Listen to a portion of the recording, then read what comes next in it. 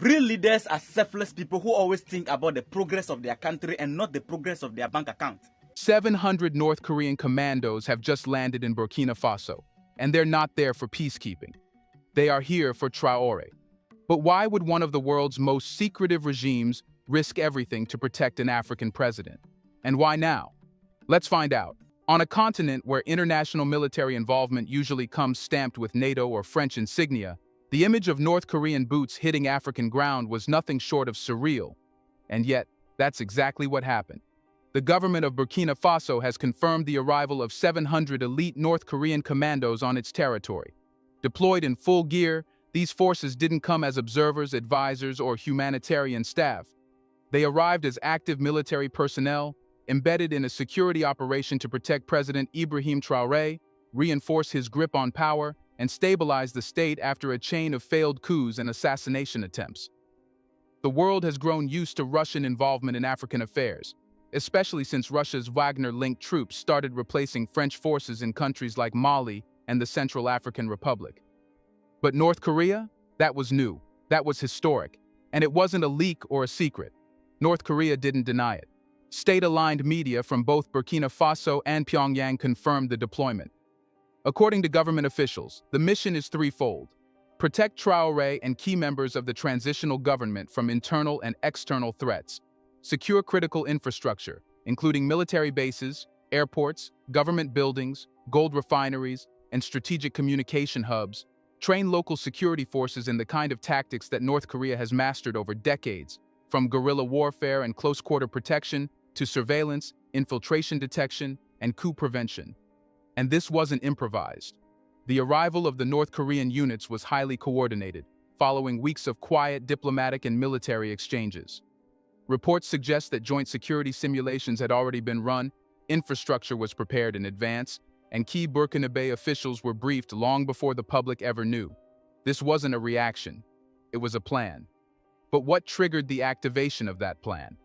Behind closed doors, military insiders in Ouagadougou point to the rapid escalation of threats against Traoré. In the past 6 months alone, Burkina Faso's intelligence services, with Russian assistance, uncovered 2 major coup plots, intercepted encrypted communications between foreign agents and rogue officers, and thwarted an armed attempt to seize a regional command post. The message was clear: someone powerful wants Traoré gone, and each failure to remove him made the next attempt more aggressive. After the last plot unraveled, Burkina Faso quietly reached out to its newer allies for help.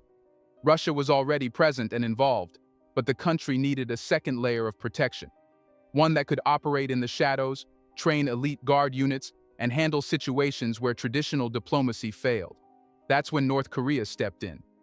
Here's a reminder to please like and share the video and subscribe to our channel to watch more videos on Black culture, history, civilization, and identity. Let's continue now.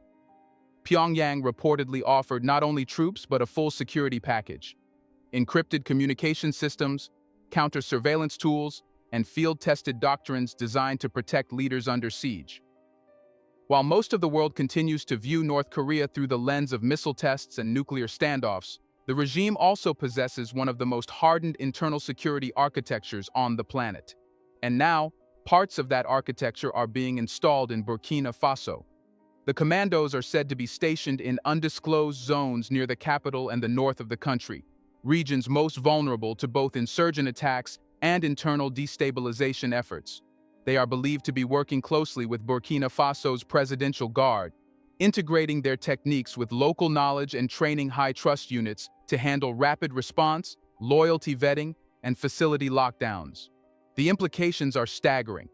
This marks the first known deployment of North Korean troops on African soil in such a direct combat support role in decades, and it comes at a time when the traditional Western security apparatus is being forcefully ejected from the region. France has already been told to pack up. The U.S. military presence is shrinking. ECOWAS, once considered the guardian of West African order, is no longer trusted by its member states. Into that vacuum walk the Russians, and now the North Koreans. Unlike Western nations that operate with loud press briefings and flashy banners of democracy and development, North Korea came in silent, swift, and unapologetic. And perhaps that's why they were welcomed. There were no NGOs, no lectures, no transition plans, just soldiers, loyalty, and the tools to stop a bullet before it's fired. But this move raises more than eyebrows. It raises deeper questions. Why would a state as isolated as North Korea risk international scrutiny to back a transitional regime in Africa? What does Pyongyang hope to gain from this? And how does this fit into the larger picture of Africa turning its back on the West? When North Korean boots hit the ground in Burkina Faso, the first question was obvious. Why? Why would one of the most secretive, isolated, and heavily sanctioned regimes in the world send 700 of its most elite commandos to protect a military leader in West Africa? It's not for headlines. North Korea doesn't care about Western media cycles. And it's not for peacekeeping, goodwill optics, or charity. The real answer is far more calculated and far more dangerous. This is a move about opportunity, survival, and power projection. Let's start with what North Korea gains tactically. For decades, Pyongyang has been isolated from traditional battlegrounds. Its military strategy is built on theory, simulation, and national drills, not recent international combat experience. But Burkina Faso gives them something rare, a live conflict zone outside Asia, where the battlefield is unpredictable. Insurgents move fast, coups are plotted in silence, and urban warfare merges with jungle terrain. In short, it's the perfect laboratory. By embedding elite forces in Burkina Faso, North Korea now has a testing ground for unconventional warfare tactics. Real-time data on how its surveillance systems and special operations protocols perform under pressure. A field environment to train in asymmetric combat, especially relevant for defending state leaders under siege. But this deployment isn't just about technical training, it's about ideological alignment. Pyongyang sees in Traoré a figure who embodies the exact posture North Korea values: anti-imperialist, militarily self-reliant, and resistant to Western control. Traoré isn't begging the IMF. He's not attending democracy summits in Brussels. He's not handing his country's intelligence to Washington or Paris. He's expelling foreign troops, standing up to ECOWAS, and refusing to be a proxy for Western interests. And that kind of leader is rare in today's global South, which makes him exactly the kind of person North Korea wants to invest in. For Kim Jong-un's regime, supporting Traoré is about sending a message. We stand with those who stand alone. It's an ideological alliance, but it's also strategic. Because as the West loses ground in Africa, Pyongyang sees the chance to establish long-term influence in a region it was once excluded from. And influence means leverage. It means trade. It means access to Africa's vast resource networks, especially in gold, uranium, rare earth minerals, and agricultural trade. Diplomatic cables suggest Burkina Faso and North Korea have already held private talks on barter-based weapons and technology exchanges, bypassing the SWIFT system and international banking controls. In other words, both countries are building a new pipeline, one that doesn't flow through Washington, Brussels, or the World Bank. This also fits perfectly into North Korea's evolving foreign policy strategy, what analysts now call its Southern Opening Doctrine. In short, Pyongyang knows that trying to break through Western alliances in Asia is a dead end. But Africa is where the colonial order is collapsing in real time, and that makes it fertile ground for building a new global footprint. Burkina Faso is the start, but not the end. Consider this. In 2023, North Korea quietly resumed diplomatic relations with Guinea-Bissau and the Central African Republic. Its state media has praised Mali and Niger for rejecting foreign interference. And its UN diplomats have been meeting with non-aligned African blocs, offering low-cost security systems and mutual defense cooperation frameworks. So when 700 troops showed up in Ouagadougou, it wasn't random. It was part of a larger multi-phase plan to insert North Korea into Africa's future by supporting the regimes that refuse to kneel. And in return, Pyongyang is harvesting something it values even more than raw materials: legitimacy. Every time an African government salutes a North Korean soldier, it chips away at the narrative that Pyongyang is globally isolated. Every time North Korean trainers are thanked by foreign generals, it sends a signal to other unaligned nations: you don't need the West to survive or to win. This is soft power through hard boots. But perhaps the biggest gain for North Korea is untouchable space. Burkina Faso, having broken ties with France and ECOWAS, is now a kind of free zone. a territory where Pyongyang can operate military units without foreign surveillance, US drones, or Western sanctions enforcement.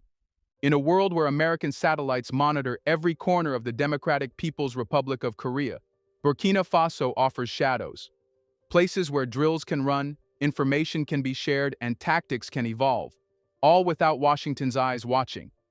And in return, Traoré gets something just as valuable: survival. He now has a second layer of protection. If anyone wants to take him out, they no longer face just a young captain from Burkina Faso. They face an alliance, one that doesn't blink, doesn't apologize, and doesn't need a vote at the UN to take action. So yes, North Korea sent its commandos into a continent where it's barely had a footprint in decades. But this wasn't a leap of faith. It was a strategic insertion into the one region where global power is no longer settled, and where the battle for control is just beginning. But when North Korean boots landed in Burkina Faso, it wasn't just to guard doors and patrol palace walls. It was to help rebuild something much deeper: a national defense system built to resist infiltration, subversion, and betrayal. What many still don't grasp is that the presence of North Korean commandos is not an endpoint, it's a starting line. A foreign alliance alone can't secure a leader like Traoré, who faces enemies not only outside his borders, but within his ranks. Protection is not the same as power, and survival means nothing if you're not also transforming the machinery that once made you vulnerable. That's exactly what's happening now inside Burkina Faso. The arrival of North Korean forces has triggered a full-scale military and intelligence recalibration, unlike anything the country has experienced before. Traoré isn't just patching holes in the system, he's redesigning the blueprint. He knows what went wrong before: a fragmented army, divided loyalties, foreign dependent chains of command, and intelligence units that leaked more than they detected. With that understanding, a new structure is emerging, one built for internal loyalty, strategic autonomy, and permanent resistance. The transformation began quietly. First, key personnel in sensitive posts were rotated out. Some were retired, others reassigned.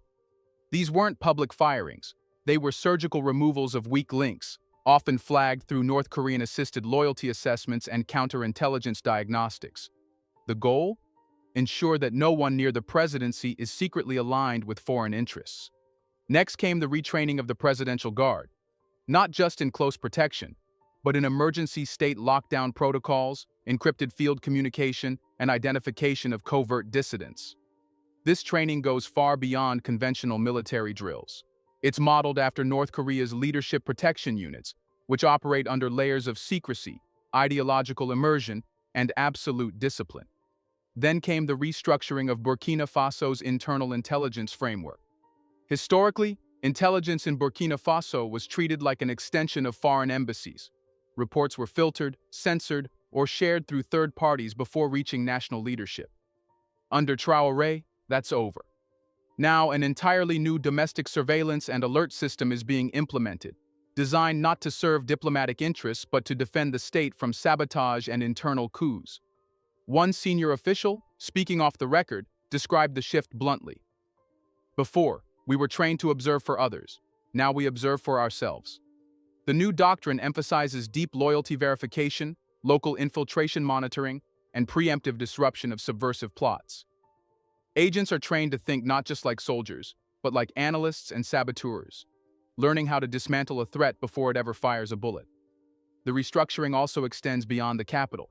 In key provincial regions, especially those vulnerable to insurgent activity or paramilitary influence, parallel security chains are being installed, direct lines between the presidency and commanders in the field, bypassing bureaucracies that were once exploited by foreign actors to stall, confuse, or manipulate military responses. This dual system, one overt and one tightly confidential, is inspired by the North Korean defense model, where official channels exist but real power is rooted in personal loyalty networks and uncompromising internal cohesion. Traoré isn't imitating Kim Jong-un. He's adopting what works, blending it with the Pan-African ethos of resistance, and applying it surgically to a state that once relied on foreign security scripts. This is not tyranny. It's defensive innovation, born from years of betrayal. reports of attempted military infiltration have decreased. Multiple insider threats have been neutralized before they could act. Armed forces morale, once uncertain due to conflicting loyalties, is consolidating around a clear command structure that answers to Burkina Faso, not to Brussels or Paris. This doctrine is also quietly expanding. Within AES, the Alliance of Sahel States, joint meetings have been held to share these restructuring tactics with Mali and Niger, both of which face similar internal vulnerabilities. The idea isn't to copy North Korea, but to extract its lessons on self-reliance and state security and adapt them to a Sahelian context. In the end, the goal isn't to become more like Pyongyang, it's to become more like what Africa was never allowed to be: sovereign, secure, and immune to puppet strings. Traoré knows the threats haven't disappeared. He knows coups don't need uniforms, and sabotage doesn't always come with a gun. But now, he's building a system that doesn't just respond to threats, it anticipates and eradicates them. And that changes everything. With North Korea and Russia now actively protecting African leadership, is a new power block emerging that could change the global balance. When a state survives repeated assassination attempts, dismantles coup plots, ejects Western troops, and rebuilds its intelligence system with the help of nations under sanctions, something bigger than internal reform is happening. Burkina Faso is no longer just defending itself. It's becoming the epicenter of a global power realignment, and the shockwaves are already rattling the old order. The deep restructuring of Traoré's military and security system, assisted by North Korea and protected by Russian special forces, has done more than just secure a single leader. It has cracked open a new model of foreign alliance building in Africa, one that operates outside Western control, one that rejects the old dependency structures, and one that offers a viable alternative for other African nations who are tired of being lectured, looted, and left vulnerable. This is where the geopolitical consequences begin. With North Korea and Russia now both actively involved in defending a government in the Sahel, not with diplomats but with elite troops, encrypted tech, and military doctrine, a new axis is forming. And it's not symbolic. It's strategic, expanding, and fundamentally threatening to the post-colonial Western architecture that has governed Africa for decades. The formation of this axis isn't about ideology, it's about resistance and replacement. Nations like Burkina Faso are no longer just resisting Western interference. They are replacing Western infrastructure with alternatives, in intelligence, in military command, in diplomatic protocol, even in trade. This axis runs on mutual benefit, not moral superiority. Russia gets strategic access, diplomatic loyalty, and gold-backed trade relationships. North Korea gets field testing, global relevance, and a friendly platform to expand its influence in the global south. And countries like Burkina Faso get the one thing they were never truly offered by the West: uncompromising support without strings. This shift isn't staying confined to Burkina Faso. Mali and Niger, both members of the AES alliance, are already adopting similar playbooks. In Mali, joint security programs with Russian forces are being fused with cyber monitoring techniques modeled on North Korean approaches. In Niger, the government has opened channels to explore barter-based trade in military hardware and rare minerals, bypassing Western financial systems entirely. These moves aren't just reactive, they're coordinated. AES isn't a defensive bloc anymore. It's a foundation for a new geopolitical order, and nations across the continent are watching closely. Guinea, Chad, Sudan.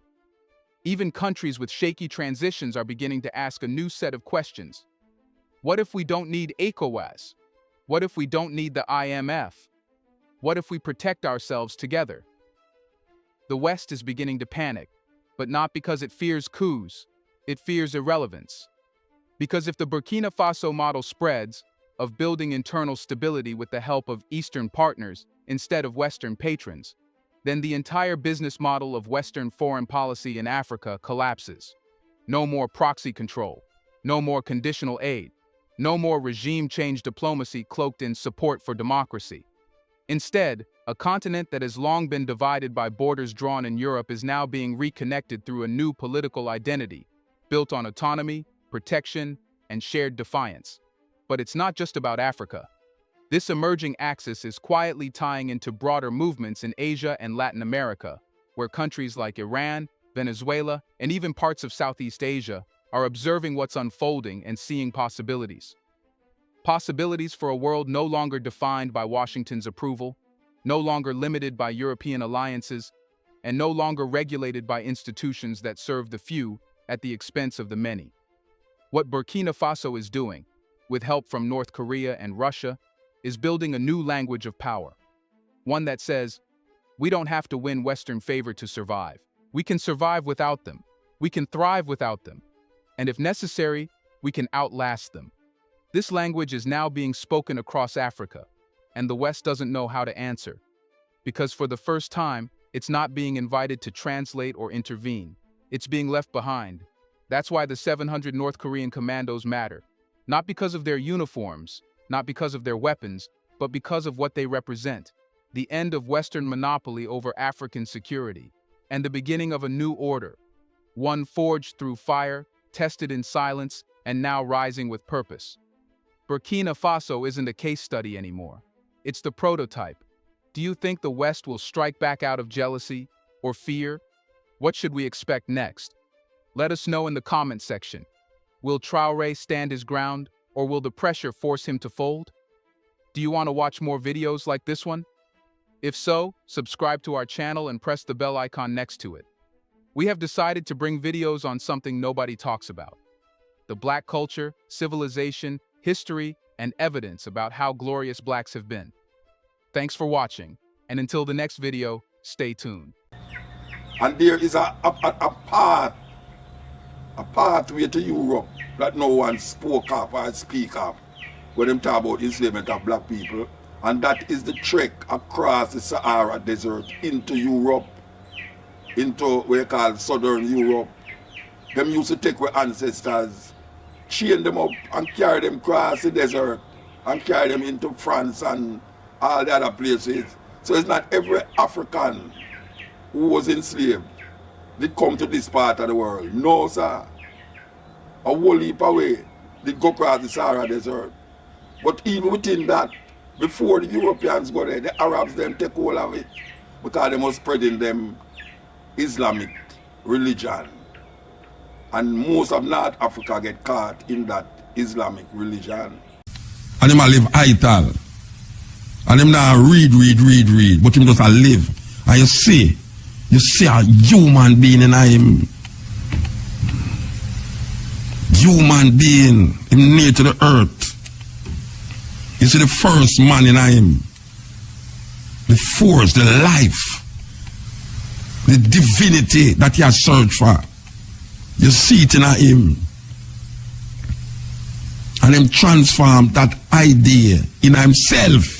Not outside himself. Instead of look for a man who talk about Jesus Christ is Haile Selassie. And then now you expect that this man to come save you. Save you from what? You better save yourself.